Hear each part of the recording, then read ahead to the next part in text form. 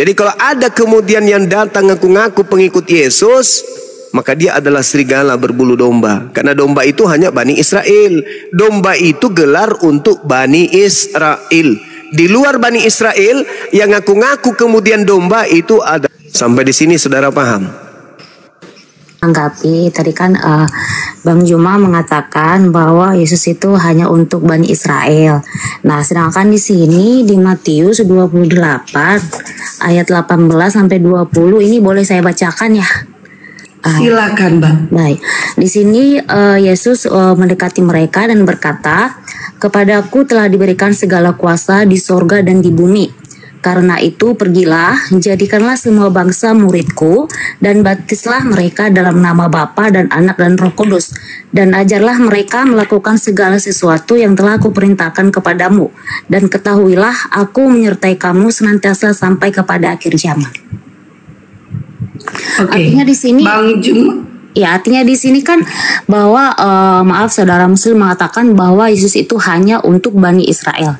Nah, sedangkan di sini di Alkitab ini sudah jelas-jelas mengatakan dari perkataan Yesus sendiri bahwa keselamatan hanya milik dari Tuhan Yesus begitu. Makanya itu Tuhan Yesus menyuruh seluruh murid-muridnya ya untuk pergi ke seluruh dunia dan baptislah mereka dalam nama Tuhan Yesus. Karena apa? Karena tujuan Yesus memang bukan hanya untuk Bani Israel, karena tujuan Yesus datang ke dunia ini untuk menyelamatkan semua umat manusia. Artinya bukan ada paksaan, tetapi beritakan Injil. Yang penting beritakan Injil. Kalau mereka tidak percaya atau tidak, itu keputusan mereka seperti itu. Jadi begitu Injil diberitakan, kalau mereka tidak mendengarkan, itu keputusan mereka. Nanti Tuhan Yesus yang akan mengadili saat dia datang kedua kalinya, seperti itu.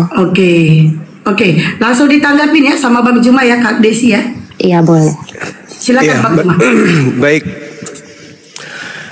Di dalam pengajaran Yesus sebelum muncul Matius 28, Yohanes 14:30, "Tidak banyak lagi aku berkata-kata dengan kamu sebab penguasa dunia ini datang. Dan penguasa dunia ini tidak berkuasa sedikit pun atas diriku." Saya mau tanya dulu kepada saudari, penguasa dunia yang dimaksud Yesus ini siapa? Sebentar, di Yohanes berapa tadi, Bang? Yohanes 14:30. Yohanes 14 ayat 30 ya. Iya. "Tidak banyak lagi aku berkata-kata dengan kamu sebab penguasa dunia ini datang dan ia tidak berkuasa sedikit pun atas diriku." Itu siapa? Kalau menurut saya di sini iblis, artinya begini, iblis itu tidak ada kuasa kepada Tuhan Yesus. Artinya enggak, karena dia nggak ada papanya dibandingkan Tuhan Yesus, artinya begitu. Dan penguasa dunia itu siapa? Penguasa dunia ya iblis. Sepakat kita ya. Nah, sekarang di dalam kitab 1 Yohanes 5:19 kita tahu bahwa kita berasal dari Tuhan dan seluruh dunia berada di bawah kuasa iblis. Berarti betul, iblis itu yang menjadi penguasa dunia ini. Artinya begini, Tuhan itu juga berkuasa di bumi dan di sorga, tapi iblis itu hanya berkuasa di bumi saja.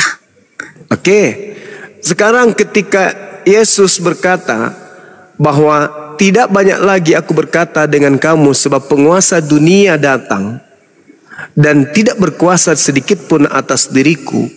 Ketika penguasa dunia datang dan tidak berkuasa sedikit pun terhadap dirinya, apakah iblis berhasil menyalibkan Yesus? Kalau iblis berhasil, sebenarnya begini Bang Juma, kalau memang untuk penyelamatan itu rencana Allah memang begini. Kalau yang saya pelajari ya, iblis itu datang menyerupai ular untuk menjatuhkan manusia. Nah, kalau iblis saja bisa menyerupai ular untuk menjatuhkan manusia, kenapa Allah sendiri tidak bisa menjadi manusia untuk menyelamatkan manusia? Begitu. Nah, artinya begini. Memang saat rencana Allah itu kan manusia itu kan harusnya di Taman Eden itu adalah milik Allah sepenuhnya, bukan milik iblis. Nah, tapi setelah iblis menggoda manusia, datang menyerupai ular sehingga manusia jatuh. Nah, jadi rencana Allah bagaimana caranya supaya ciptanya yang semula ini, rencana yang semula menjadi memang benar-benar sesuai dengan rencana Allah. Nah, jadi waktu Tuhan caranya begini, tidak mungkin manusia itu menyelamatkan dirinya sendiri melalui kebaikan, tidak bisa, karena hanya semuanya berasal dari Allah. Nah, jadi oleh sebab itu dia membatasi dirinya menjadi manusia. Nah, tetapi Tuhan tahu bahwa iblis akan bekerja keras untuk itu. Nah, akhirnya iblis memakai, dan Tuhan tahu bahwa iblis akan memakai manusia yang namanya Yudas sebagai pengkhianat. Nah, jadi Tuhan tahu bahwa iblis itu akan bekerja keras. Nah, makanya Yesus bilang bahwa memang ya Tuhan izinkan seperti itu. Dan dia tahu bahwa manusia itu akan berkhianat. Nah, akhirnya manusia itu akan membunuh Tuhan Yesus sendiri. Seperti itu, dalam bentuk manusia ya, begitu. Jadi semua rencana iblis itu Tuhan sudah tahu. Makanya dia sampaikan seperti itu. Tuhan Yesus bilang, artinya begini, bukan iblis berhasil bahwa menyalibkan Tuhan Yesus lewat perbuatan manusia kan, mengkhianati kan. Nah, itu sudah ditahu, Allah sudah tahu seperti itu, Bang Juma. Nah, Yesus sendiri mengatakan iblis tidak berkuasa sedikit pun. Berarti iblis tidak berhasil dong menyalibkan Yesus. Berarti bukan, artinya begini, iblis itu tidak berkuasa tidak berkuasa sedikit pun terhadap Yesus. Yang benar, karena memang tidak ada apa-apanya dibandingkan iblis begitu. Nah, ya berarti tidak berhasil disalib. Bukan begitu. Itu konteksnya begini. Nah, kalau seandainya untuk berhasil, kan manusia kan punya hak ya. Punya hak memberikan perintah, maksudnya kita memilih atau tidak. Nah, tapi iblis itu sebagai penggoda, dia berhasil merasuki manusia supaya Yesus itu disalib begitu. Nah, dan Tuhan tidak bisa melarang itu. Saat Tuhan sebagai manusia ya, Tuhan tidak bisa melarang itu. Kalau seandainya Tuhan bisa membebaskan dirinya tidak jadi salib, harusnya bisa. Tuhan bisa, tapi Tuhan bukan Tuhan pengecut. Tuhan akan menjalani sesuai dengan sesuai dengan kehidupan nyata, apa yang dialami manusia, merasakan sakit, dihianati, semua Tuhan harus lewati itu. Karena memang iblis Tuhan mau tidak berkuasa sedikit pun. Iblis tidak berkuasa sedikit pun atas diriku. Sedangkan Yudas itu adalah iblis. Yesus berkata Yudas itu iblis. Di bukan dalam Yudas, bukan Yudas, tapi iblis Yudas itu berhasil dikuasai oleh iblis. Nah iya, di dalam Yohanes 6 nomor 70 Yudas itu iblis. Aku yang memilih engkau yang 12, satu di antaramu adalah iblis, yaitu Yudas. Berhasilkah Yudas menguasai Yesus? Sedikit pun tidak. Berarti Yudas tidak berhasil mengkhianati Yesus dan menjadikan Yesus itu sebagai korban. Tidak berhasil dia. Maka yang menggantikan Yesus itu adalah orang fasik, orang yang dikutuk. Siapa yang dikutuk di antara Yesus dan Yudas? Coba Anda lihat di dalam Ulangan 27 nomor 25. Terkutuklah orang yang makan suap. Siapa yang makan suap? Yesus atau Yudas? Kalau di zaman, maaf Bang Juma, kalau di zaman Ulangan itu sudah berbeda zaman. Itu Oh, tidak bisa. Yesus berkata harus digenapi apa yang tertulis tentang aku di dalam kitab Taurat. Nah, begini Bang Juma. Kalau Bang Juma bilang begini, Bang, maaf ya Bang. Nah, jadi kalau seandainya Yudas itu berhasil untuk menyalibkan Yesus, itu bukan rencana Yudas, tapi memang itu rencana iblis. Nah, berhasil nggak iblis? Nah, kalau seandainya untuk berhasil ya, dia berhasil merasuki Yudas. Berhasil nggak upaya iblis? Berhasil, dia merasuki Yudas. Berarti Yesus bohong. Yesus mengatakan tidak sedikit pun iblis itu berkuasa atas diriku. Ketika iblis, nah buktinya begini, perkataan Tuhan Yesus itu tidak sedikit pun iblis berkuasa atas diriku. Ya, dia buktikan kenapa dia bangkit lagi dari kematian, dia hidup lagi. Oh, kalau mengenai kebangkitan itu, justru Yesus mengatakan bahwa penguasa dunia ini akan dilemparkan keluar dari mana? Dari kubur. Ah, itu artinya iblis. Ya, itu berarti yang keluar dari kubur siapa? Yang keluar dari kubur siapa? Dari kubur, maksudnya keluar dari kubur. Ya kan Yesus berkata, Yohanes 12:31, sekarang berlangsung penghakiman atas dunia ini. Sekarang juga penguasa dunia ini akan dilemparkan keluar. Siapa penguasa dunia tadi? Itu di mana Bang Juma? Mungkin kalau di Wahyu itu beda. Yohanes Maksudnya, 12 nomor 31 Yohanes, itu ucapan Yesus. 12:31. Penguasa dunia ini akan dilemparkan keluar. Iblis akan dilemparkan keluar. Keluar dari mana? Yohanes ayat 31 ya. Apa Iya. Yohanes 12 ayat 31. Siap. Ini sekarang berlangsung penghakiman atas dunia ini. Sekarang juga penguasa dunia ini akan dilemparkan keluar. Dan aku apabila aku ditinggikan dari bumi, aku akan menarik semua diangkat. orang datang kepadaku. Aku ditinggikan, aku diangkat dari bumi. Penguasa dunia dilemparkan keluar dari kubur. Akunya terangkat ke langit, tapi dia dilempar dari kubur, keluar dari. Iya. Artinya berarti di sini antara yang diangkat ke langit dengan yang keluar dari kubur beda oknum. Artinya di sini Bang Juma itu Tuhan Yesus membuktikan bahwa dia sudah mengalahkan maut. Lah, Yesus itu bukan dia yang masuk ke dalam kubur. Kenapa bukan Yesus yang masuk ke dalam kubur? Karena si iblis tidak berhasil sedikit pun terhadap dirinya. Bukan itu. Konteksnya itu iblis tidak berhasil kepada dirinya. Karena apa? Karena memang iblis itu tujuannya tuh Yesus benar-benar mati. Ternyata Tuhan Yesus hidup lagi. Itu artinya bukan.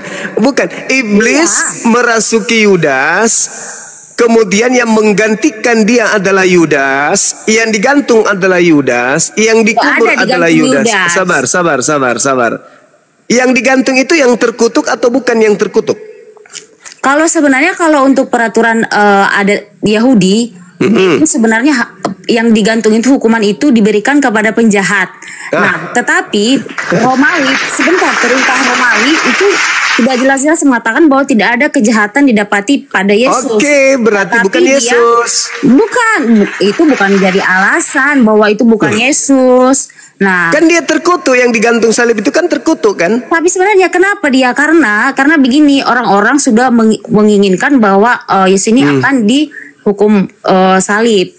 Nah, tapi pemerintahan Kaisar Romawi itu mengatakan tidak menemukan kesalahan. Iya. Memang nggak ada kesalahan pada Yesus. Apa alasannya dia digantung? Karena itu permintaan orang-orang, karena dia orang Farisi itu tidak terima bahwa Yesus mengatakan bahwa dia menyamakan dirinya dengan Allah. Itu kesaksian palsu itu kesaksian palsu. Kenapa mereka melakukan kesaksian palsu? Waktu Tuhan Yesus disalib, benar-benar dia waktu iblis penjahat yang di sebelahnya itu benar-benar dia, saat ini juga kamu ada bersama-sama dengan aku di Firdaus. Itu perkataan sama nggak?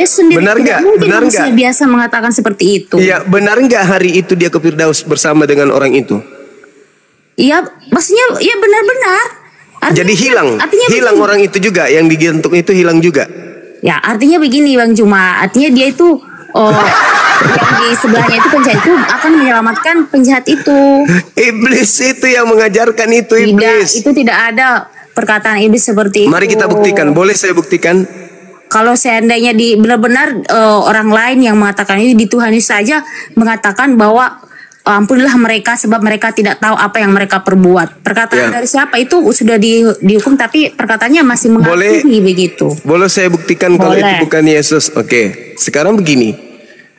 Ketika diajarkan kemudian orang yang keluar dari kubur, kepada aku telah diberi kuasa.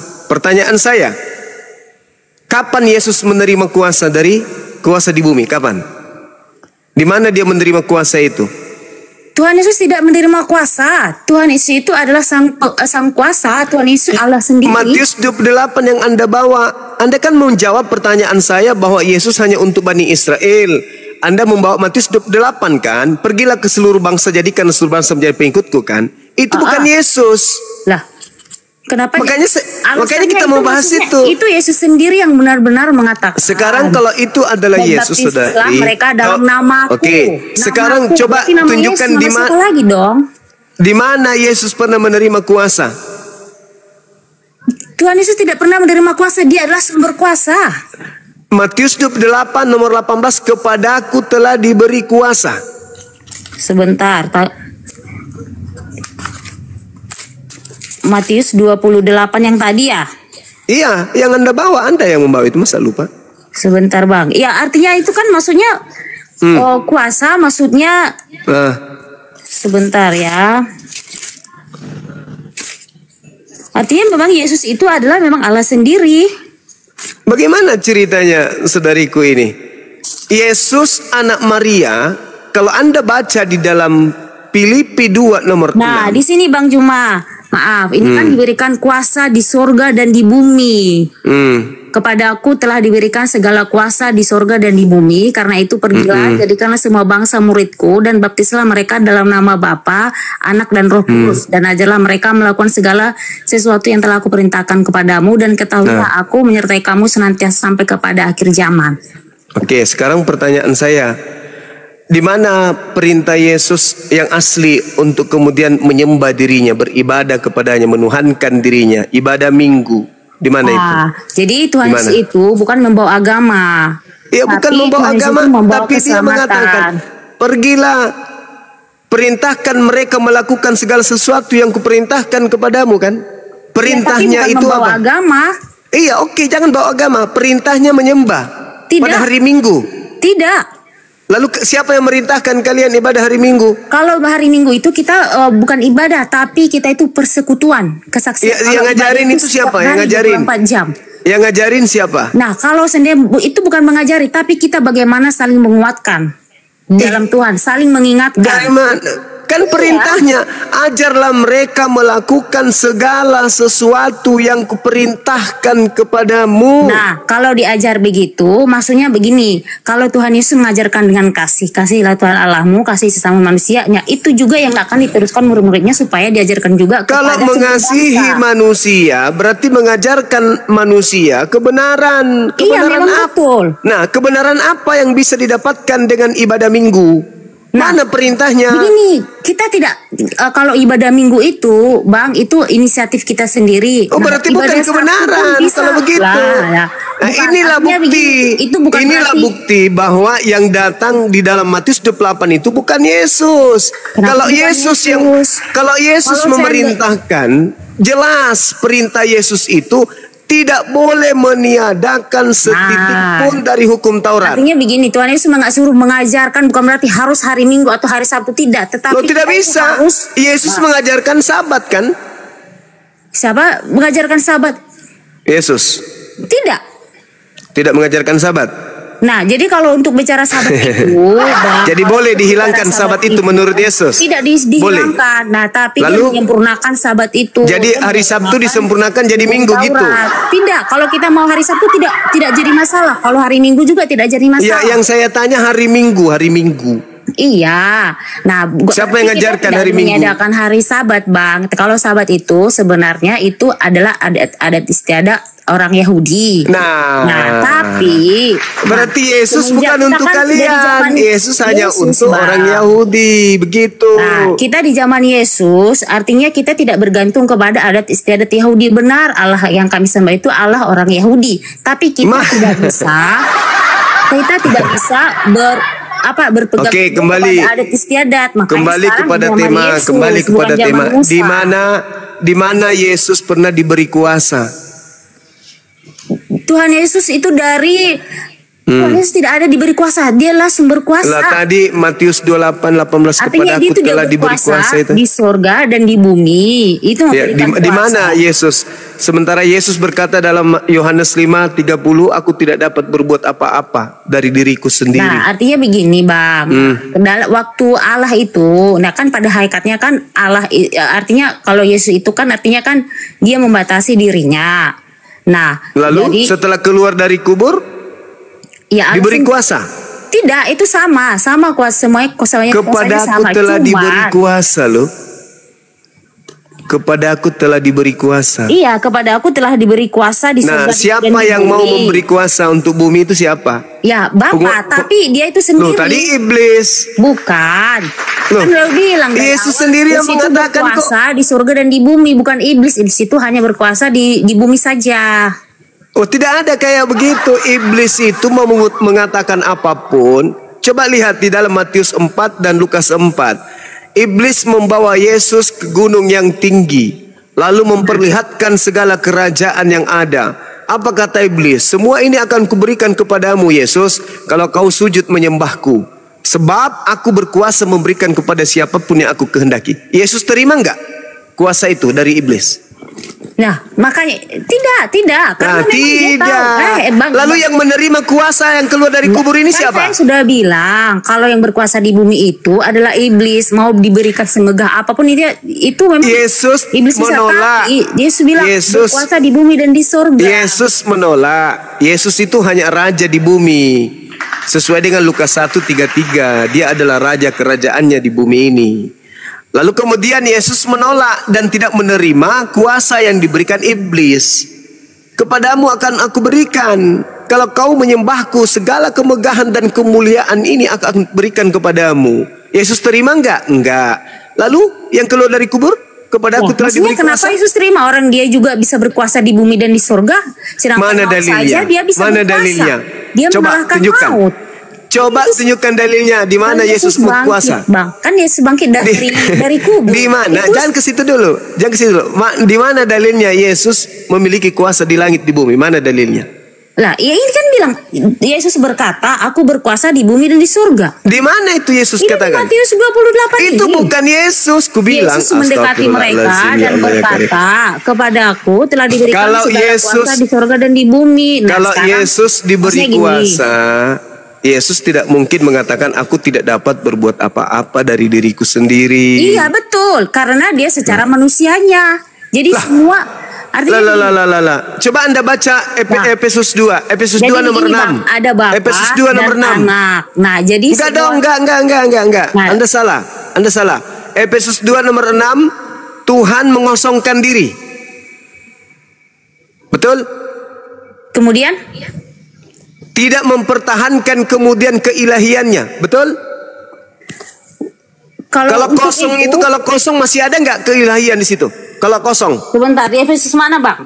Efesus 2 nomor 6. Bentar. Efesus 2 ayat 6 ya.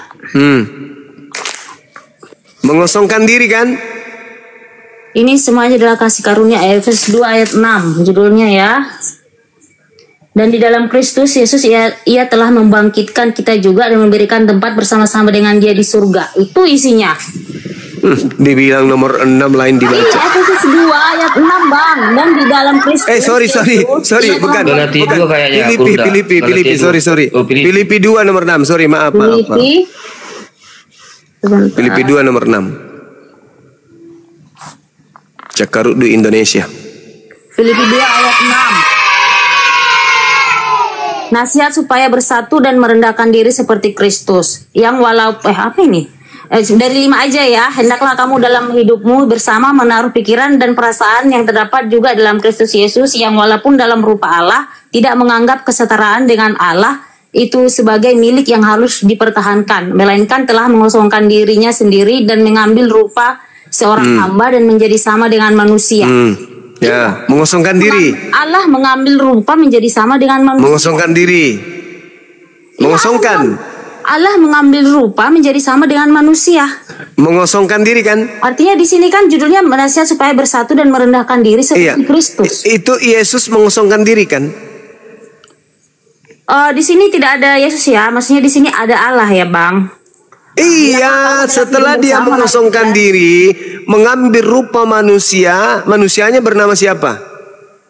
Hendaklah kamu dalam benar pikiran perasaan terdapat juga dalam Kristus yang walaupun dalam rupa Allah tidak menganggap kesetaraan dengan Allah itu sebagai milik yang harus dipertahankan, melainkan telah mengosongkan dirinya sendiri dan mengambil rupa seorang hamba dan menjadi samping manusia. Artinya begini, Bapak itu mengosongkan dirinya ya menjadi manusia. Nah, kosong kan? Pada saat jadi manusia kosong kan dia. Berarti kosong itu tidak ada kuasanya ya Bang. Astagfirullahaladzim ya Allah ya Karim. Dia mengosongkan diri, tidak mempertahankan, mengambil rupa manusia. Itu membatasi dirinya. Artinya yaitu harus sesuai dengan rencana Bapa. Tapi memang Bapak itu sendiri. Gimana ceritanya? Yesus ini mengosongkan diri, tidak mempertahankan kemudian keilahiannya, melainkan mengosongkan diri, mengambil rupa Tidak ada hamba dan tidak mempertahankan keilahiannya. Tidak, cuma dia mengosongkan diri dan mengambil rupa sebagai seorang hamba dan menjadi coba seorang Anda ulang manusia. baca. Silakan Anda baca Nah, dan dalam pelan-pelan. keadaan sebagai manusia, ia telah merendahkan dirinya dan tak sampai Coba pelan-pelan. mati di kayu salib. Itu Coba Anda sebabnya Allah pelan-pelan baca. meninggikan dia dan mengaruniakan kepadanya namanya di atas segala nama. Coba boleh pelan-pelan Anda baca. Yang mana? Yang tadi. Iya. Nah, kalau untuk hanya ayat itu Mengosongkan saja, diri, tidak mempertahankan kan di situ. hendaklah kamu dalam Yang hidupmu walaupun bersama. dalam rupa Tuhan tidak menganggap kesetaraan dengan Tuhan itu sebagai milik yang harus dipertahankan. Nah, yang Kenapa? walaupun dalam rupa Allah tidak menganggap kesetaraan dengan Allah itu sebagai milik yang harus dipertahankan, melainkan dalam mengosongkan diri sendiri. Artinya Mengosongkan begini, diri, kosong kan? Bukan, Bang. Artinya begini, Bapak itu, Tuhan Yesus itu dalam di dunia itu tidak setara dengan Bapak yang di surga, tapi memang dia sendiri. Bukan Bapak yang di surga, si Bapak ini yang menjadi manusia. Kenapa? Lupa ya? Iya, kan Nah, Bapak berarti Bapak sudah ada itu- Bapak lagi kan? Tak ada lagi Bapak kan? Bapak membatasi dirinya menjadi manusia. Artinya di situ Tuhan Yesus Bukan membatasi Tuhan Yesus diri, itu- mengosongkan diri. Mengosongkan diri. Jadi Artinya pada begini, diri Tuhan Yesus itu Yesus sudah tidak ada merendahkan keilahian. diri, merendahkan diri, bukan berarti Tidak Bapak ada ini lagi tidak ada keilahian. keilahiannya, Tidak ada lagi keilahian, Di sudah sini kosong. Tidak ada dikatakan tidak ada keilahian, tidak ada. Mengosongkan diri. Astagfirullahaladzim, ya Allah ya Karim. Yang walaupun dalam rupa Tuhan tidak menganggap kesetaraan dengan Tuhan itu sebagai milik yang harus dipertahankan, melainkan telah mengosongkan dirinya dan mengambil rupa seorang hamba dan menjadi sama dengan manusia. Nggak ada lagi keilahian, kosong.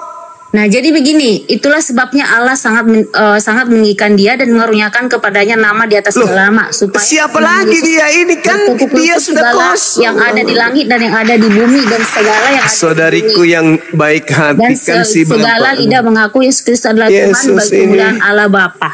Yesus ini kan Bapak yang jadi kosong. Jadi Bapak sudah tak ada, udah jadi Yesus yang Nah, kosong. kalau sebenarnya Bapak tidak ada, kenapa Tuhan Yesus mengatakan, kalau kamu melihat aku, kamu berarti melihat Bapa. Ya karena Yesus itu Artinya wakil kan Bapak Tuhan. ada, bukan kosong. Iya maksudnya, makanya itu mungkin saudari menurut, jangan Anda pengertian mencampur Bang Juma. adukan ajaran Paulus dengan Yesus. Tidak ada ajaran Paulus saja Saudariku, meneruskan kalau perintah ajaran Tuhan Yesus mengaku dia utusan Tuhan. Kalau Dia Yesus memang utusan, dan ya kalau dia utusan Nabi, Tuhan, jadi Adam kedua juga. Iya betul, dia capek. Allah sendiri. Kalau betul, dia Bang. utusan Tuhan, saudariku, berarti Tuhannya yang mengutus masih ada. Berbeda dengan Paulus. Paulusnya Tuhannya yang datang mengosongkan diri. Berarti Bapak sudah tak ada, sudah jadi Bapak- manusia. Tidak dong. Kenapa bilang itu? Bukan kehendakku yang jadi, tapi kehendak Tuhan Bapa yang jadi. Itu ajaran Yesus yang bertuhan. Sedangkan Bukan ajaran Paulus, Yesus. Mama sedangkan ajaran Paulus, si Tuhan yang datang mengosongkan Kenapa diri. jadi ajaran Paulus ya? Filipi itu suratnya Bang Suma atau suratnya Paulus? Di sini tidak di Alkitab ini bukan hanya tulisan Paulus, tapi Iya, berkesinambungan. tapi Yohanes, Filipi Matius, ini surat berkesinambungan. Paulus. Paulusnya mengatakan si Bapak turun mengosongkan diri, tidak mempertahankan kebapaannya. Nah, ini judulnya apa, Bang? Ini judulnya melainkan Nasihat Supaya Bersatu mengosongkan dan merendahkan diri diri seperti dan Kristus. menjadi seorang hamba dan Bang. taat sampai mati. Jadi yang Yesus datang ini itu adalah sang Bapa yang datang menurut Paulus. Tapi kalau Yesus ajarannya senantiasa setiap hari berdoa kepada Bapa yang ada di langit. Di sini ini mengatakan judulnya aja seperti ini, nasihat supaya bersatu dan merendahkan diri seperti Kristus. Ini Tuhan Yesus mengajarkan supaya kita merendahkan diri sama seperti Bapa merendahkan diri, mengosongkan diri, membatasi dirinya menjadi manusia. Bukan berarti Bapak itu kosong, tidak ada, Bang, begitu. Lah itu ucapan Paulus. Alamak, kenapa jadi kayak begini? Kenapa jadi ucapan Paulus? Paulus itu bertemu Yesus langsung loh.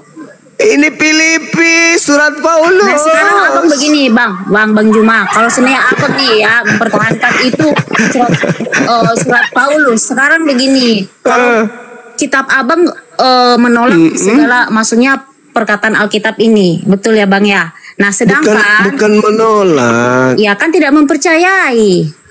Lah, bagaimana saya mau percaya ajaran Yesus dan Paulus bertentangan? Tidak ada bertentangan, Bang. Tidak ada. Yesus bertuhan, Paulus Tuhan itu sendiri yang nusul menjadi manusia. Loh, tidak ada Yesus bertuhan. Jadi Yesus berdoa kepada siapa yang ada di langit? Saat di bumi itu menjadi anak, disebut anak Allah, tapi dia itu Bapa sendiri. Bapak sudah mengosongkan diri. Dan aku di dalam Bapa. Nah, oke, kejebak Anda kan. Nah, Yesus adalah Bapa itu sendiri, betul? Bapak Yesus mengatakan aku dalam Bapa dan Bapa dalam aku. Yesus sudah mengosongkan diri kan? Bapak yang mengosongkan diri jadi Yesus. Sekarang kalau Bapak telah mengosongkan diri menjadi Yesus, lalu yang memberikan kuasa siapa? Dia sendiri punya kuasa. Tidak ada yang tadi dia sudah kosongkan dirinya menjadi hamba. Kosong itu bukan seperti pemikiran manusia, Bang. Kosong itu yang tertulis di situ.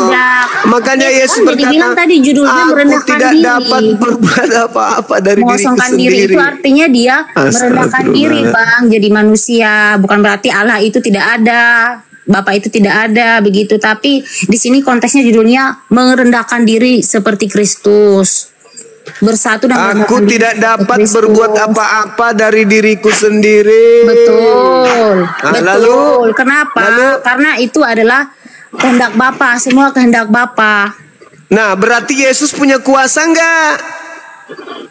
Kalau Yesus punya kuasa itu sendiri. Mana dalilnya? Kan dia sudah mengatakan dia berkuasa di bumi dan di surga. Ya itu bukan ucapan Yesus kan? Kok tidak ucapan Yesus? Kan di sini jelas-jelas dikatakan Yesus berkata. Yesus ketika diberi kuasa oleh iblis, sekarang Yesus begini, terima enggak? Bang Juma itu kenapa? Apa dasarnya bahwa Bang Juma itu mengatakan bukan perkataan Yesus? Abang taunya dari mana? Karena Yesus itu tidak memiliki kuasa.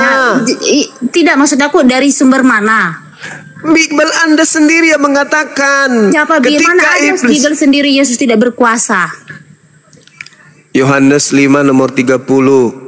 Tidak usah kemana-mana Bang. Ini jelas-jelas Tuhan Yesus bilang aku berkuasa di bumi dan di surga. Itu bukan ucapan Yesus. Astagfirullah. Yesus sendiri yang bilang Bang. Yesus sendiri. Aku tidak dapat berbuat apa-apa dari diriku sendiri. Itu ucapan siapa? Ucapan Yesus. Maksudnya apa itu? Artinya begini. Nah, dia sebagai kemanusiaannya itu tidak bisa melakukan apa-apa. Tapi Bapa begini aja yang Mbak Desi. Kuasa. Gini aja Mbak Desi. Kamu masih single nggak? Sekarang begini Bang Juma begini. Gurunda izin, dia ini nggak tahu buku surat Paulus, dia nggak tahu, makanya mungkin harus dikasih tahu dulu berapa banyak nih Paulus nulis buku, ada 13 ada. Nah betul, dia nggak tahu, makanya dia bingung. Tapi Paulus ya Paulus itu juga bertemu Tuhan Yesus langsung. Masa kau nggak ngerti-ngerti juga? Paulus itu kan bertemu langsung dengan Tuhan Yesus dan itu mana itu iblis yang ketemu sama Paulus Yohanes itu. Dan Matius. Gimana sih? Tadinya kan Saulus bertemu langsung dengan Yesus. Makanya Yesus bilang, Paulus bilang kamu siapa? Terus Yesus bilang akulah yang kamu aniaya. Karena memang pada saat itu Saulus membunuh orang Kristen begitu. Aduh, saudari Desi yang ketemu Paulus itu bukan Yesus anak Maria.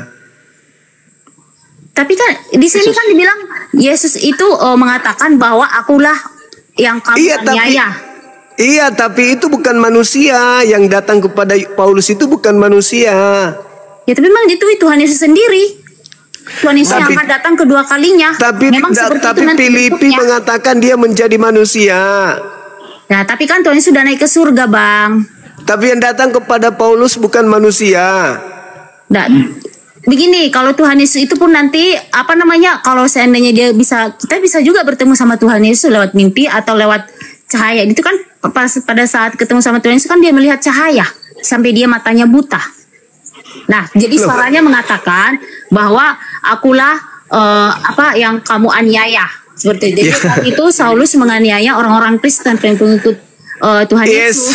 Makanya sejak itu dia Yesus bertobat. berpesan kalau ada orang yang mengaku bertemu aku, jangan kamu percaya. Di mana dikatakan begitu?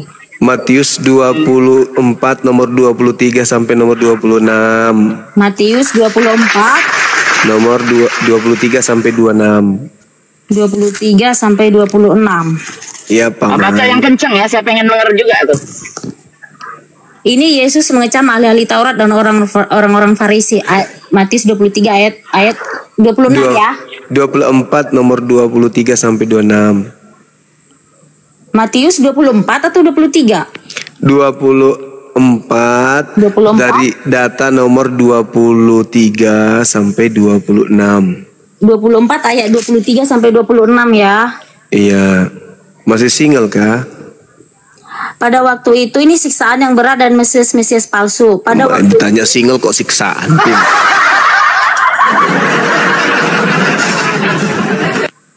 Ini saya baca ya Bang. Pada waktu Silakan. itu jika orang berkata kepadamu, lihat Mesias ada di sini atau Mesias ada di sana, jangan kamu percaya sebab Mesias palsu dan nabi-nabi palsu akan muncul. Dan mereka akan mengadakan tanda-tanda yang dahsyat dan mengejutkan.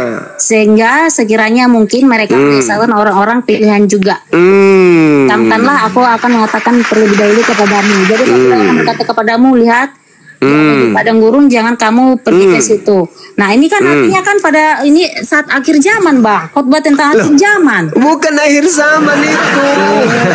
Ini kan judulnya khotbah tentang akhir zaman Bang. Iya, Ada yang banyak kasih akan judul diruntuhkan, siapa? sisaan yang Bukan. berat dan Mesias palsu. Alamak. Itu judulnya. Jadi Sulit, ini sulit. belum ada. Sulit, berat, sulit. Yesus berkata kepada muridnya, angkatan pertama, wahai muridku, ya paman. Kalau ada orang berkata kepadamu, ada Yesus di sini, ada Yesus di sana, jangan kamu percaya. Sebab Yesus palsu dan nabi-nabi palsu akan datang melakukan banyak mujizat, sekiranya mungkin menyesatkan orang-orang pilihan juga. Itu ucapan Yesus kepada Tapi itu muridnya. akhir zaman Bang. Bukan Masa pada saat- mungkin muridnya bisa hidup sampai akhir zaman, Cak Ayu? Nah, artinya kan dia rasionya? beritakan kepada seluruh dunia, begitu Bang. Bahwa Alah, nanti bukan akhir begitu. zaman seperti itu. Astagfirullahaladzim, ya Allah, Begitu, ya Bang. Karim.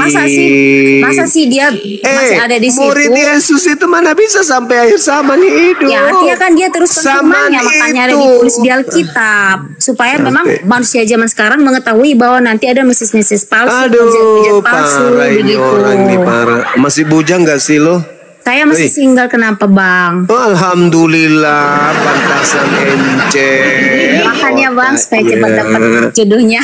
Iya, Army. Kalau bebel Begini saja Bang, begini Bebel saja Bang. gimana bebel pakai jaket jodoh? Aduh. Begini saja Bang Juma. Sekarang kan Iya. begini. Nah, maaf ya, Quran itu kan datang setelah kekristenan itu sejak 300 tahun kan Bang. Nah artinya begini, kalau menurut aku ya, maaf ya, segala sesuatu yang asli itu yang palsu itu akan muncul setelah yang asli. Nah jadi kalau seandainya orang Bang Juma menentang semua yang tertulis di Alkitab, artinya di Alkitab ini kan sudah teruji juga secara arkeologi ya, dan juga dunia juga sudah mengakui. Kenapa? Buktinya apa? Nah buktinya sekarang kan pada tanggal ini kan diikuti kan zaman Masehi begitu. Nah tapi kalau seandainya orang Bang Juma atau mungkin tepatnya tidak mengakui, menentang bahwa itu yang disalib bukan Yesus sendiri, ya terserah Bang Juma, seperti itu Bang Juma saja. Berarti ya, lebih Juma. duluan Taurat daripada Bible. Berarti yang asli Taurat. Kalau di Bible Kan itu ada belakangan Taurat muncul, juga. Bible kan belakangan.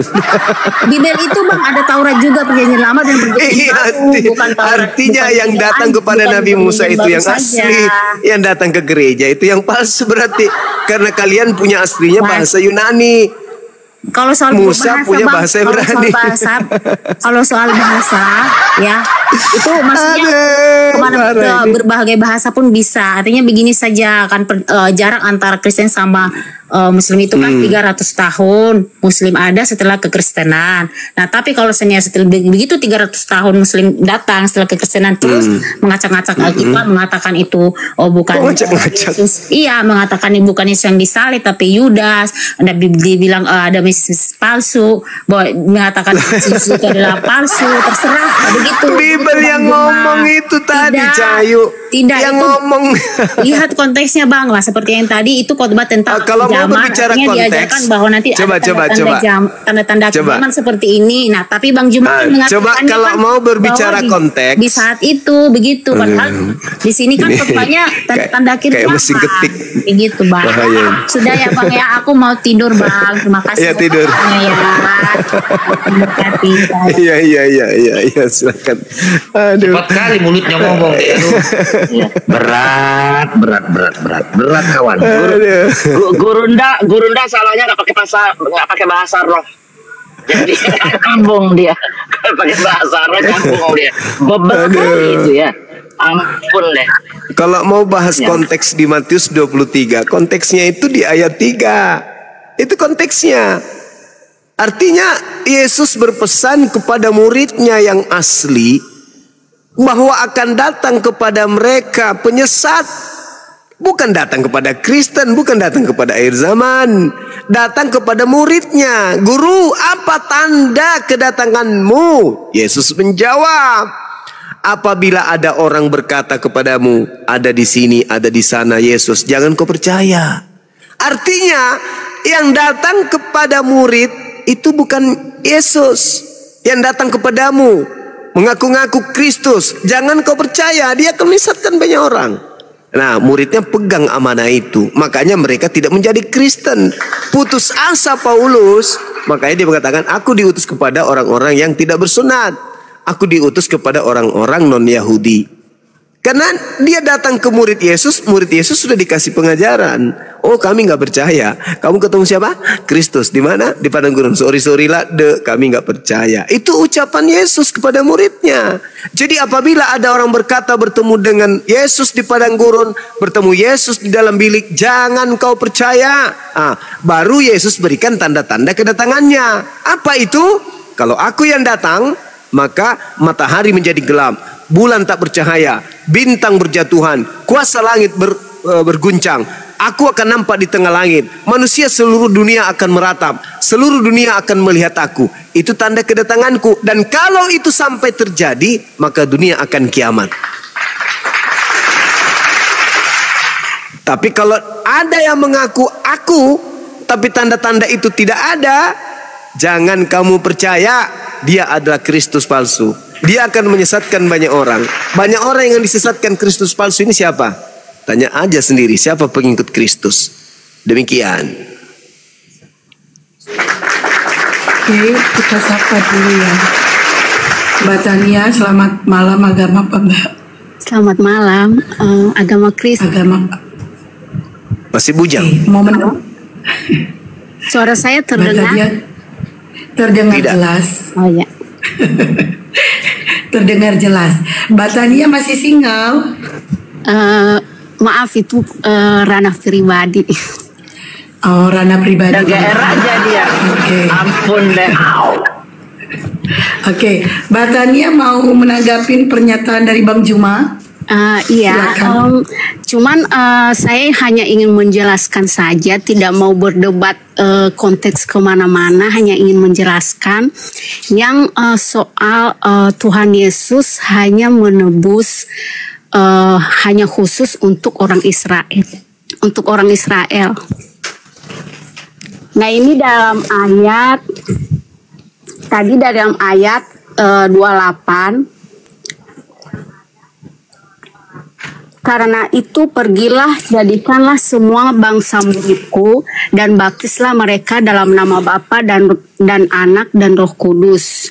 Terus ayat Kisah Para Rasul 1 ayat 8 bunyinya seperti ini, tetapi kamu akan menerima kuasa kuasa kalau Roh Kudus turun ke atasmu, dan kamu akan menjadi saksiku ke Yerusalem dan seluruh Yudea dan Samaria sampai ke ujung bumi. Nah, itu membuktikan bahwa Tuhan Yesus itu memberi keselamatan bagi seluruh umat manusia. Nah, saya juga sedikit menjelaskan kenapa Tuhan Yesus menyelamatkan umat manusia, karena pada mulanya Allah menciptakan Adam dan Hawa. Ketika mereka memakan buah itu, Tuhan berkata, ketika kamu makan buah itu, kamu pasti mati. Karena pada dasarnya manusia diciptakan untuk hidup, bukan untuk mengalami kematian. Nah, akibat dari pelanggaran si Adam ini, nah semua manusia itu mengalami kematian. Seperti itu. Makanya Tuhan Yesus datang untuk menyelamatkan, menebus orang-orang yang mengalami kematian. Seperti itu. Oke. Sudah saya tanggapi sedikit ya. Anda membawa Kisah Para Rasul 1. Ya. Maka bertanyalah mereka yang berkumpul di situ, Tuhan, maukah engkau pada masa ini memulihkan kerajaan bagi Israel? Jawab Yesus, engkau tidak perlu mengetahui masa dan waktu yang ditetapkan Bapa sendiri menurut kuasanya. Tetapi kamu akan menerima kuasa kalau Roh Kudus turun ke atas kamu. Ya kalau tidak, ya tidak. Kalau Roh Kudus itu datang kepadamu, maka kamu akan menjadi saksiku di Yerusalem dan di seluruh Yudea dan Samaria dan sampai ke ujung bumi. Kalau Roh Kudus itu datang kepadamu. Sayangnya Roh Kudus itu datang nanti di abad ke-7. Maka yang menjadi saksiku adalah yang hidup di abad ke-7 sampai kiamat, menjadi saksi tentang kenabian dan kerasulanku. Aku diutus kepada Bani Israel. Ya Bani Israel, inni Rasulullahi ilaikum. Maka kamilah yang bersaksi tentang Yesus, bahwa dia nabi, bahwa dia rasul, utusan Tuhan kepada Bani Israel. Sedangkan saudara Kristen bersaksi tentang Kristus yang lain yang datang kepada Paulus. Saya jawab ya. Silakan. Di sini Tuhan menegaskan di ayat Kisah Para Rasul 1 ayat 8, tetapi kamu akan menerima kuasa, bukan? Iya, kamu akan menerima kuasa kalau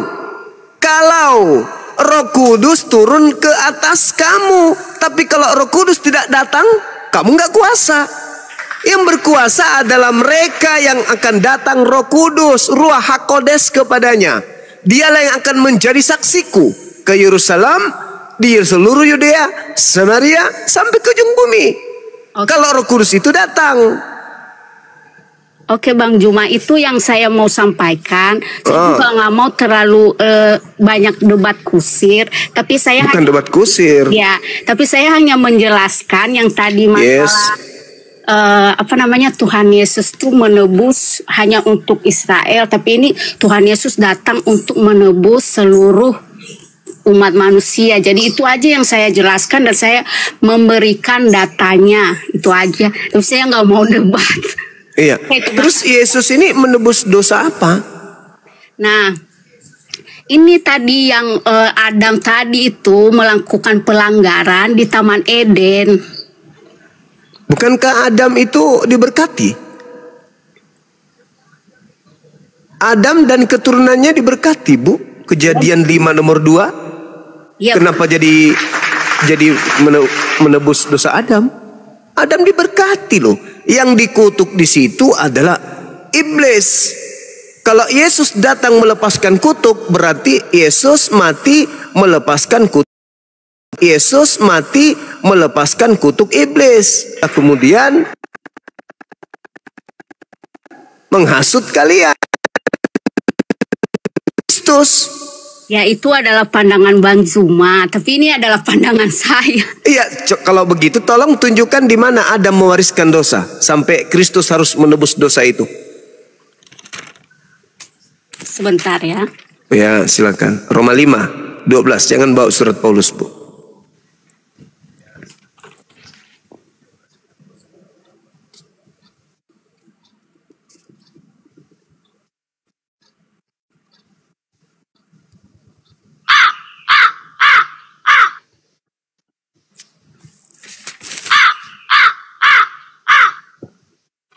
Macet, Paman.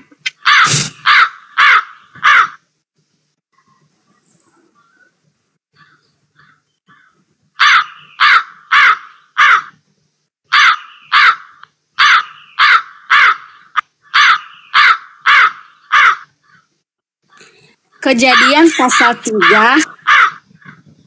Keturunanmu nomor 15. Bukan, saya menjelaskan dosa Adam. Ya, silakan. Kejadian pasal 3 ayat 3.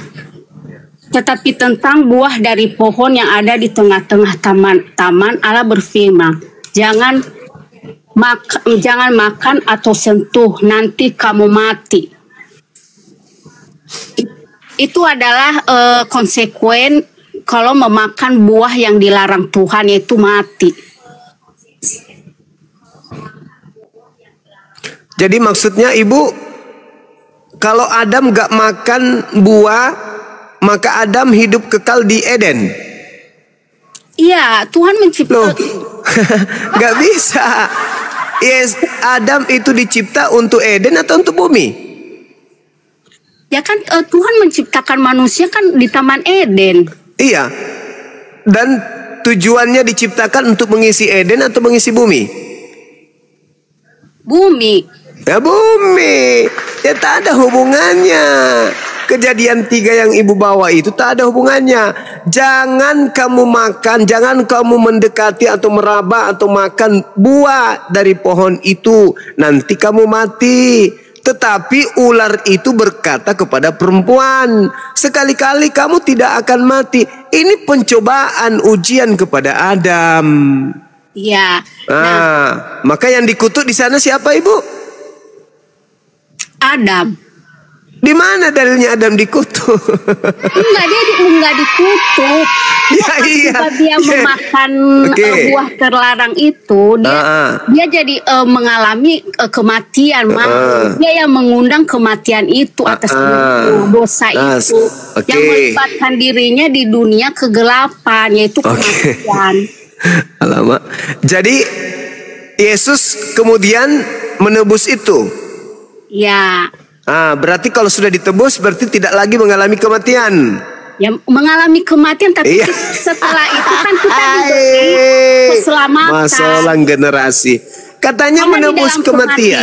Karena di dalam kematian itu tidak ada keselamatan. Iya, maksudnya kan Adam mati, keturunannya mati karena makan buah. Yesus turun nih, nebus agar supaya manusia tidak mati. Bukan itu, enggak. Iyalah. Tapi agar mereka memperoleh keselamatan. Itu kan kenapa Tuhan Yesus tuh bangkit gitu loh, untuk mengalahkan maut itu. Kan Adam makan buah, tadinya kan Tuhan kekal. Yesus memberikan harapan untuk umat manusia. Tadinya kan Adam tidak makan buah kan kekal. Begitu makan mati dia. Ya. Yesus turun. Ya.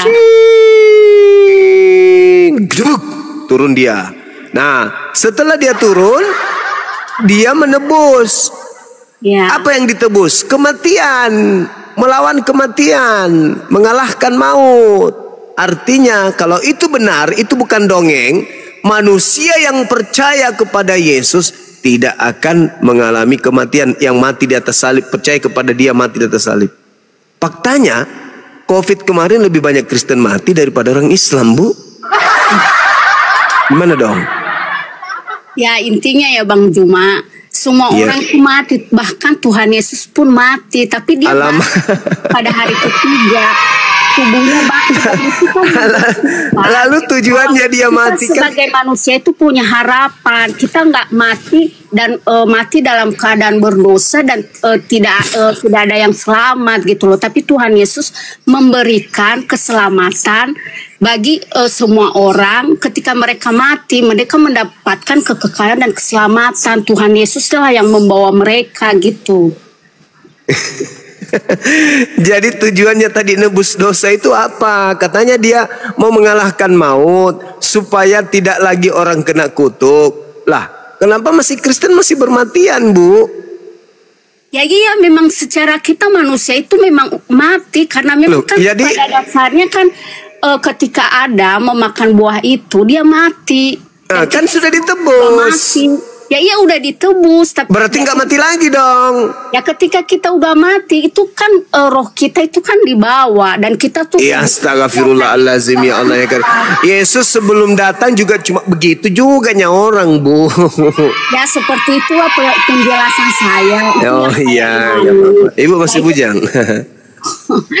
Itu aja ya Bang Jumat Iya, makasih. Ya, mau memberikan apa namanya untuk orang Siap. naik ke atas. Terima kasih banyak. Selamat malam. Iya, malam Ibu. Sehat terus Ibu ya. Panjang umur. Maafkan Hesti ya, Bu. Hesti terlalu banyak makan, Bu. Maafkan dia. Ini dia. Tante Theo, apa kabar Tante? Ketemu lagi kita. Gimana urusan Laki-laki kita yang nih, Bang. kemarin? Bang, ini laki-laki. Emang gak boleh? Enggak lah, kan tante perempuan. Nah, manusia aja mereka panggil Tuhan kok. Biasa kayak gitu. Tahu Udah lah. SD biar seru, biar rame ini. Udah biarin dulu. Halo, Bisa shalom. ditanya ini orang. Ih, banyak di bawah kita naik hotel. Iya, Bang. Iya. Silakan, Bang. Abang mau menanggapi pernyataan Bang Juma? Silakan, Abang. Kalau saya sih pengennya nanggepinnya dari sisi ilmiah aja. Dari sains. Bang Theo masih lajang Gimana? atau Bang Theo masih lajang atau udah nikah? Saya masih lajang. Udah lanjut. Tadi kan Bang Zuma ngomongnya kalau Yesus itu bukan Tuhan ya. Benar Ya nggak sih? iyalah. Iya, dia manusia. Gimana mungkin dia Tuhan? Oke. Oke. Mm-mm. Gini ya. Ya. Kalau kita lihat sejarah, itu yang mengakui sejarah Yesus itu mati, Yesus itu bangkit, itu bukan cuman dari negara-negara yang SDM-nya rendah. Itu semua dari negara-negara yang maju. Contohnya Amerika, Cina, dan Israel. Tuh kan? Nah, berarti kematian Yesus dan kebangkitan Yesus itu adalah sejarah. Itu yang pertama. Oke. Sekarang Yesus lahir. Yang menyaksikan Yesus lahir ya, bukan cuma dari bangsa-bangsa SDM yang rendah. Dari bangsa Israel, bangsa Amerika, dan bangsa Cina semuanya menyaksikan. Seluruh umat dunia ini menyaksikan. Oke. Berarti dari kutipan dari kitab suci atau kutipan sejarah bahwa Yesus lahir tanpa ayah. Ya kan? Dari penjabaran situ kita bisa menyimpulkan bahwa Yesus tidak lahir secara pembuahan atau kita bisa sebut dari sel sperma atau sel telur. Oke. Nah, di mana semua makhluk hidup ya, menurut hukum alam semesta ini tidak ada yang bisa lahir ke dunia ini tanpa ada pembuahan. Itu yang pertama. Tidak ada, cuman Yesus yang ada yang lahir di dunia ini dengan cuman Yesus yang lahir di dunia ini tanpa pembuahan. Itu, Saya baru itu yang tahu pertama. kalau Adam itu punya kandungan. Oke, Adam. Oke, Anda cerita Adam. Iya. Apakah Adam Hawa tertulis ini di kitab suci Hawa adalah ini makhluk yang diciptakan dari pembuahan, artinya Adam hamil melahirkan Hawa gitu. Enggak, begini. Anda cerita Adam. Oke, saya tanggapi. Apakah Adam diciptakan menurut kitab suci? Gimana? Apakah gini aja ya? Menurut semua menurut buku sejarah Enggak, Ya. Anda pertanggungjawabkan dulu bahasanya tadi. Iya, oke, saya pertanggungjawabkan, tapi Satu-satunya manusia yang tidak melalui pembuahan adalah Yesus. Maka saya Iya. mengatakan berarti Hawa melalui pembuahan juga. Berarti Adam hamil. Itu. Bukan, Adam adalah Lalu? ciptaan. Hawa? Hawa juga ciptaan. Dari mana dia diciptakan? Sang pencipta yang menciptakan. Dari mana bahannya? Dari tanah. Bukan rusuk Adam. Kan Adam dari tanah. Bukan dari rusuk Hawa dari- Adam diciptakan dari rusuk Adam, bukan? Adam diciptakan dari tanah dan Hawa mendekati dan Hawa diambil dari rusuk Adam. Berarti berarti Hawa juga mana yang dari masuk tanah. otak Anda? Dari rusuk tercipta manusia Hawa atau dari rahim Maria tercipta Oke. manusia Yesus? Mana yang masuk ilmiah? Oke. Kita bicara ilmiah. Oke, berarti Ya. kita tidak menghilangkan subjek ketuhanan. Oke. Ya. Oke. Apakah Sekarang Adam dan Anda Hawa jawab simpel aja dulu, simpel aja. Yang memproduksi manusia rusuk atau rahim? Oke, Adam dan Hawa diciptakan oleh Tuhan. Itu jawabannya. Proses penciptaan manusia itu terjadinya di rahim atau di rusuk dada laki-laki. Yang menciptakan Adam dan Hawa adalah Tuhan. Saya tidak tanya soal tentang penciptaan. Berarti, Kita berbicara berarti ilmiah. mana yang katanya lebih tadi. besar kuasanya? Ya, Adam tidak pernah Sekarang mengakui dia Tuhan. manusia tercipta dari rahim tanpa ayah atau manusia tercipta tanpa ibu hanya melalui tulang rusuk. Mana yang kira-kira lebih hebat? Sekarang saya tanya, yang menciptakan Adam siapa? Mana lebih hebat? Oh, berarti Rusuk- Anda Rusuk melahirkan Anda- manusia berarti- atau rahim melahirkan manusia? Mana lebih berarti- hebat? Berarti Anda ini sepotong-sepotong. Pertanyaan Kalau- saya nggak disentuh sedikit pun kok, saya yang sepotong-sepotong. Ente yang secuil-secuil. Rusuk melahirkan manusia Hawa tanpa istri. Si Adam. Begini. Maria. kita Tunggu dulu. bicara Maria ada alat reproduksi di dalam tubuhnya berupa kandungan. Hamil. Diproduksi 9 bulan. Keluar anaknya. Bum bum bum. Bum bum bum. Wajar. Masih masuk rasio. Tapi kalau Adam cuman modal rusuk, tercipta Hawa, itu baru luar biasa. Oke. Apakah Oke, Abang Pak. membahas ketuhanan atau manusia? Ini bukan berbicara mengenai ketuhanan, ini berbicara mengenai das. Oke. Tadi karena Anda membawa ilmiah katanya. Oke. Gimana sih? Nah, yang Oke, mana yang begini, Bang. masuk akal Anda? Rusuk melahirkan manusia atau rahim melahirkan manusia? Mana masuk akal? Iya, tapi setidaknya Adam dan Hawa itu diciptakan, Bang. Astaghfirullahaladzim, ya Allah ya Karim. Sekarang saya segala sesuatu yang berasal dari ciptaan, semuanya ciptaan. Oke. Anggap yang pertama kita seri. Ya, karena kita nggak ada jalan buntu. Ya, Kok kita semua jalan seri? Apa yang seri di sini? Oke. Sekarang yang kedua. Karena gini, Bang. Karena kalau aku jawab Abang, Apa yang Abang- seri di sini? Enggak, begini. Kasih jelas Kalau dulu. Dengar, boleh aku ngomong? Boleh aku selesai ngomong?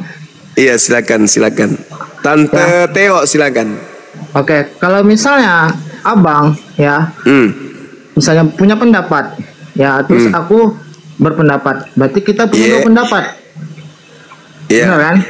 Iya. Oke, berarti kita saling menghargai pendapat kita, kan gitu? Iya, saya hargai, betul. Oke, Saya hargai. itu yang makanya- pertama. Oke, yang pertama kita saling berbeda pendapat, karena dalam Iya, karena agama. Anda tidak menggunakan akal, saya berakal. Oke, kalau gitu Anda juga tidak menggunakan akal. Kenapa? Karena Anda samakan Kenapa? manusia dengan Tuhan. Anda yang menyamakan manusia dengan Tuhan, Kuclo. Oke. Saya pula yang kau Oke. tuduh. Aneh orang ini. Coba jelaskan. Di mana tertulis bahwa Adam itu Tuhan? Oke. Coba abang jawab aja. Abang jawab aja. Di mana tertulis bahwa Adam itu Tuhan? Tapi kalau abang tanya, di mana tertulis bahwa Adam itu ciptaan Tuhan? Di semua sejarah, situs sejarah, baik dari kitab suci ataupun dari buku-buku ya, buku-buku ahli kitab, Ya. Ini Yang mengatakan kenapa Adam itu pemakan ciptaan kutu ini Tuhan itu semua. kenapa? Telapak tanganmu gatal. Ini pasiennya Bang Kian Santang kayaknya ini. Pelayar. Oh, Oke. Yang kirain kedua, kita yang kedua. kutu. Saya anggap yang pertama kita itu berbeda pendapat ya. Yang kedua. Apa? Ngomong apa sampean? Kan yang pertama tadi kan kita nggak ada penyelesaian, Bang. Tapi kan kita Ada penyelesaian. Kamu yang tidak mau jujur. Kau menyembunyikan kebenaran, saudara. tidak ada saya sembunyikan kebenaran. Sekarang hebat mana secara ilmiah rahim mengeluarkan bayi atau rusuk mengeluarkan manusia? Oke, sekarang saya tanya, apakah Adam bisa melahirkan tanpa sel sperma dan sel telur? Itulah yang saya tanya. Kok ada Hawa? Berarti Tuhan Maha Kuasa menciptakan makhluknya sesuai dengan selera Tuhan. Oke, saya ingin bertanya sama Abang, ya. Saya ingin bertanya sama Abang, ya. Adam dan Hawa, setelah mereka bersama, apakah mereka mempunyai keturunan? Iya, diantaranya Oke. Yesus. Oke. Mereka membuat, Apalagi keturunan Adam dan Hawa mempunyai anak. Bagaimana ceritanya mereka punya anak?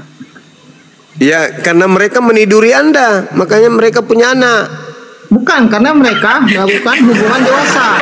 Dan Oh, iya, sorry. pertemuan sel telur dan sel sperma. Jadi mereka tidak bisa melawan hukum Tuhan. Malam. Yang ketawa di report. Oke ya. Yang kedua. Ya. Oke, yang kedua. Karena kalau kita berdebat, Bang, kita berdebat lama-lama itu sama dengan kita debat kusir. Yang penting kita 5 menit kita berbicara, tapi itu ada manfaatnya. Iya. Oke, yang kedua. Bang, ya. Ye, Saya mau nantang semua orang di dunia ini, ya. mati meja. Oke. Saya berani lompat dari Monas, kepala di bawah. Jika ada orang yang bisa menentang hukum alam semesta, itu yang pertama. Kumismu nggak cukup dibagi-bagi orang, Bang. Tentang kita bicara agama harus bicara secara ilmiah, Bang. Itu nggak bisa bertolak belakang. Iya. Baik. Ya, lanjut. Gimana ada makhluk hidup di dunia ini yang bisa bangkit dari kematian? Satu aja, saya loncat dari mana? Yang bisa serupa dengan Yesus. Lazarus bangkit dari kematian itu. Siapa yang bangkitkan? Sama seperti Yesus. Siapa yang bangkitkan Yesus? Yang Sama bangkitkan seperti siapa? Yesus.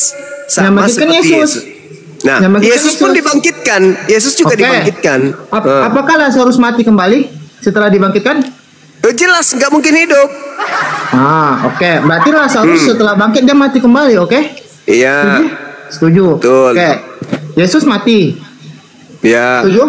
Yesus bangkit. Setuju? Iya. Oke. Apakah Yesus mati lagi? Ya, apakah Yesus mati lagi? Nanti kedatangan yang kedua pasti dia mati lagi. Oh, berarti kita nanti. Iya, Kita iyalah. nanti ya. Coba pengakuan Yesusnya. Ketika aku datang, maka apa yang terjadi? Matahari tak bersinar, bulan tak bercahaya, bintang-bintang akan berjatuhan. Apalagi kuasa-kuasa langit akan berguncang.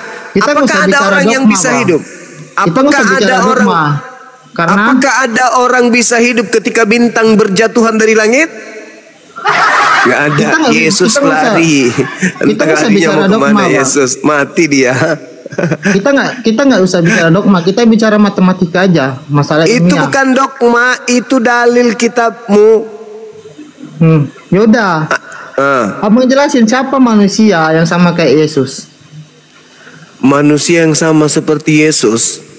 Ya, dan dia bisa Manusia melawan hukum alam semesta.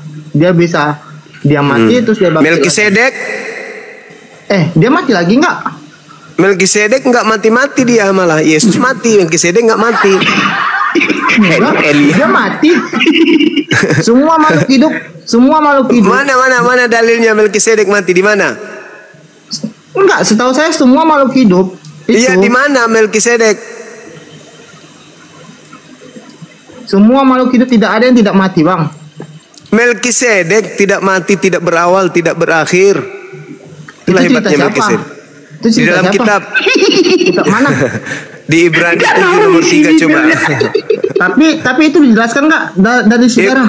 Ibrani Saya 7 tanya. nomor 3. Enggak, Bang. Kita bicara Melkisedek ilmiah. tidak berbapa, tidak beribu, tidak bersilsilah. Harinya Bang. tidak berawal, hidupnya tidak berkesudahan. Kali Melkisedek. Kita bicara Yesus nggak ada ilmiah, Bang. apa-apanya. Kita bicara ilmiah, Bang. Kalau kita Ibrani ini nggak cocok ya, berarti. kan kita udah menutup kedua kitab suci. Kan saya udah bilang dari Yesus awal. kau dapat dari mana cerita tentang Yesus? Sejarah ada di sejarah, bukan di kitab suci juga ada cerita Yesus. Cerita Yesus ada di sejarah. Ada Apa cerita katanya? sejarah di Yesus, cerita tentang Yesus, tentang Yesus mati, tentang Yesus bangkit, ada di sejarah. Berarti bukan cuma umat Kristen yang meyakini Yesus itu mati, cuma makhluk hidup. Jadi sumbernya bukan cuma satu. Kalau abang bilang ke kitab Ibrani tadi menjelaskan Melkisedek mati. Yesus manusia kan? Ya, Oke, boleh. Kalau Anda menggiring ke sana, oke, ayo kita mainkan. Yesus Oke. satu-satunya manusia yang hidup, mati, hidup lagi. Oke? Yesus satu-satunya manusia yang bangkit dari kematian. Oke, satu-satunya manusia ya. Ya, Oke, Bukan- sekarang saya balik. Kita mainkan. Satu-satunya Tuhan yang mati dibunuh oleh manusia itu siapa? itu kan karya Tuhan. Bang, dibuni bang. Oke. Ya, Bang, dibunuh, Bang Juma. dibuni. Sekarang saya mau Yesus tanya- Yesus satu-satunya manusia. Oke, emang gue urusin. Mau dia satu-satunya manusia kek, apa pedulinya dengan aku? Sekarang berbicara mengenai ketuhanan. Satu-satunya Tuhan di atas muka bumi ini yang dibunuh oleh manusia. Itu siapa? Buni bang, buni. Dibuni. Saya nggak Iya. bicara konteks itu, Bang.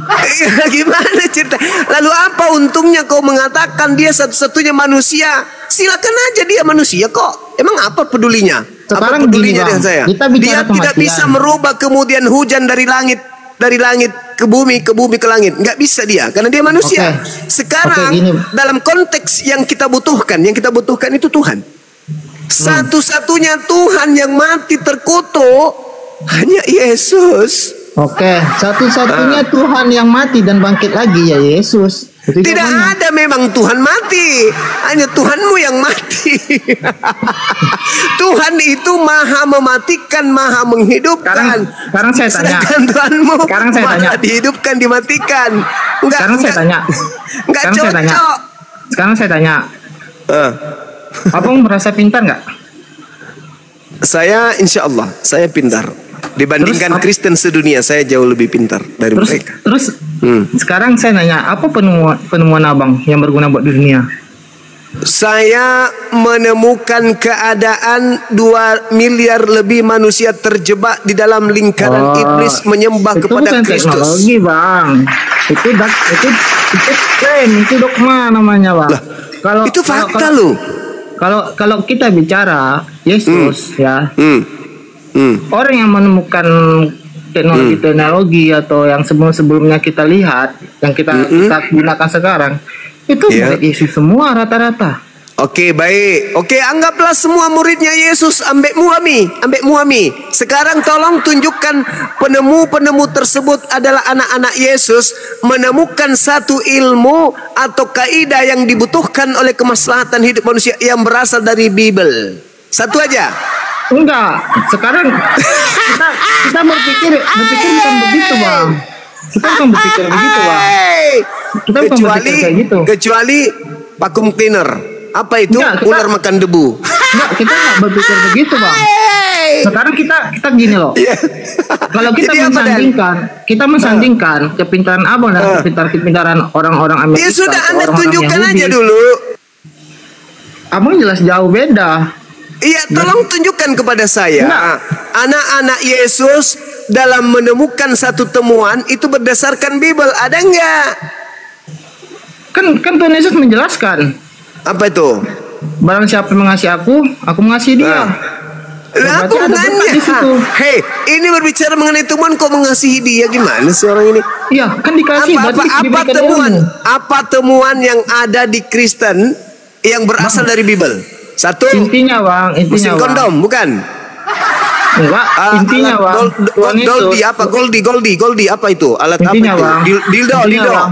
Dari Bible atau dari mana itu? Penemuan sosok penemu yang ada di dunia ini, di dunia ini, ya. Itu rata-rata penemunya oleh murid-murid Yesus. Terus temuan mereka yang dihasilkan dari Bible apa? Kita tidak, gini bang, kita tidak boleh. Ya, saya minta kawan, kalau dia menemukan hanya sebatas karena dia manusia, berarti dia kan ciptaan Tuhanku.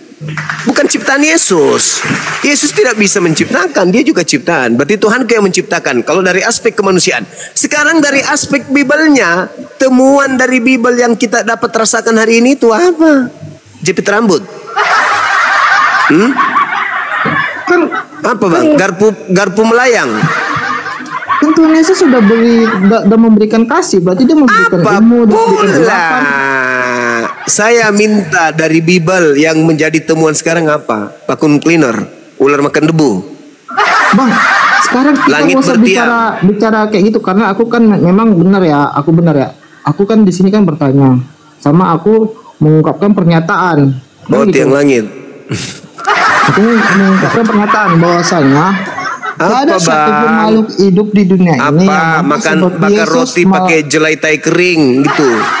Kompas atau apa ini? Sekarang saya tanya sama Bang, sebutkan satu manusia di dunia ini yang bisa menentang hukum alam semesta. Kau tunjukkan satu Tuhan di atas muka bumi ini yang pernah netek sama ibunya selain Yesus. Itu pekerjaan Tuhan. Iya. Makanya gitu kuasanya. Sekarang gini ku tanya sama Bang. Satu-satunya Tuhan yang pernah netek sama ibunya sama manusia hanya Tuhan ente kan? Tuhannya Yahudi enggak, Tuhannya Islam enggak, Tuhannya Buddha enggak, Tuhannya Kristen Hindu enggak. Satu-satunya Tuhan yang pernah netek kepada manusia hanya Tuhan lo. Kalau gitu abang menghujat bang. Kalau gitu abang menghujat bang. Kok saya menghujat? Jadi Lukas berapa itu? Lukas 2 nomor Lukas 2 27. Saya bertanya enggak masalah 11:27. Anda kan selalu mengunggulkan tuh satu-satunya manusia yang bisa melawan kemudian sunnatullah atau hukum alam. Maka saya balik. Kan tadi saya sudah mengatakan oke, Yesusmu ambekmu ami, dia yang paling sakti sebagai manusia. Tapi satu-satunya Tuhan yang pernah netek kepada manusia adalah ya itu kan secara dia manusia bang. Tapi kan dengan sifat manusianya dia bisa hadir bersama Gurunda Juma, Bunda